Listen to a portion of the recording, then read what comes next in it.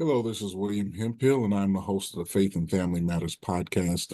I'm a pastoral counselor that works with couples on building communication and connection, and I also do a lot of work helping people heal from emotional and spiritual wounds.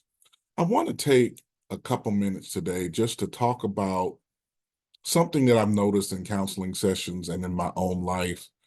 And what I think it is, it's a key to helping couples stay together. And that key is humility. Humility. And I would describe humility as the ability not to look at yourself too highly, but also the ability to respect other people.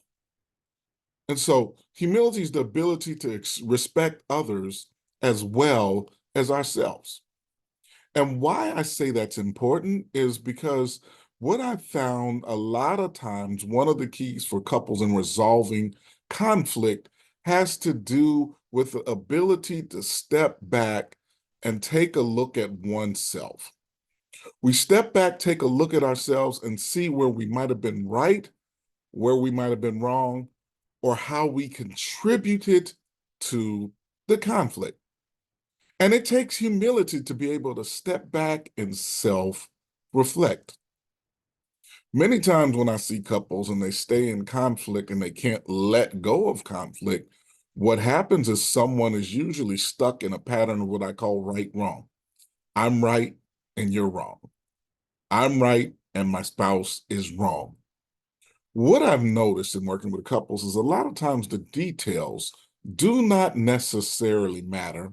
And as a matter of fact, I like to say we would disagree about the details because we're two different people looking at things from two different perspectives. One of the things that helps to correct that pattern of right wrong, though, is that process of humility. Can I look back and see how I might have contributed to this conflict? That's the first thing. Here's another thing that humility allows us to do. Can I possibly step back and try to understand or see things from the perspective of my spouse? Another word for that might be empathy. Can I understand how my spouse might have felt triggered or bothered by something that went on if they looked at it at a different way, especially if they looked at it in a different way than I do? That's important.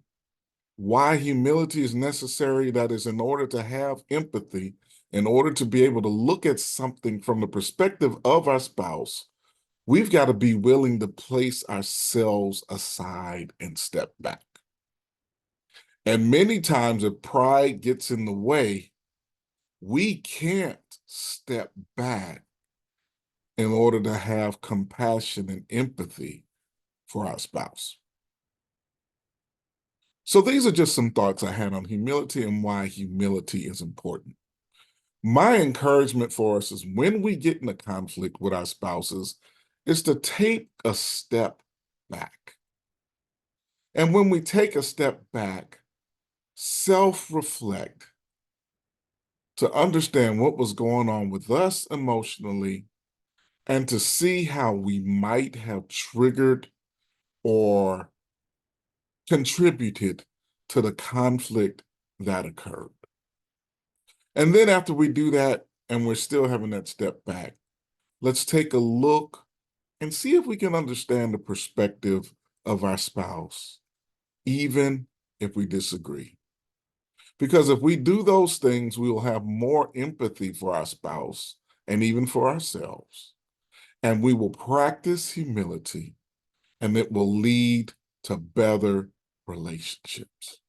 This is William Hemphill with the Faith and Family Matters podcast.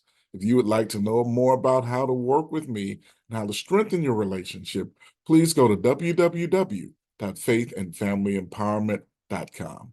Take care and have a wonderful day.